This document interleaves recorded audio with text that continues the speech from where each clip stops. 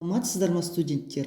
Мен жоғары көпсалалы болашақ колледжінің экономика пәнінің мұғалімі Жансугерова Бағдагүл Бектуровна. Сабақтың тақырыбы нарықтық экономика. Сабақтың мақсаты нарықтық экономиканың негізгі элементтерімен танысу, артықшылықтары мен кемшіліктерін анықтау. Дамыған елдердің қазіргі таңдағы экономикасын нарықтық болуымен ерекшеленеді. Нарықтық экономика негізгі экономикалық мәселелерді ең тиімді жолмен шешетін жүйе. Қазақстан егемендігін жариялағаннан кейін осы нарықтық жүйеге көшті. Нарықтық экономиканы ұтымды элементтеріне тоқталып кетсек, нарық экономикасының бірінші және өте маңызды элементтері ол өндірушілер мен тұтынушылар. Олар қоғамдық еңбек бөлінісі процесінде қалыптасады. Біреулері тауарды өндіреді, екіншісі оларды тұтынады. Екінші элемент меншікті жеке немесе аралас формалары.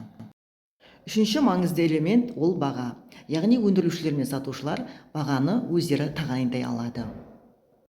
Төртінші элемент ол сұраныс және ұсыныс, яғни тұтынушылардан сұранысы ескеріліп, нарықта сол товарды немесе қызмет көрсету ұсынылады.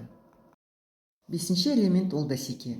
Бәсеке ең жоғарғы нәтижеге қол жеткізу үшін күрес. Бәсеке негізінде кәсіпкерлік дамып, тауарлар мен қызметті көрсету таңдауы жоғарылайды.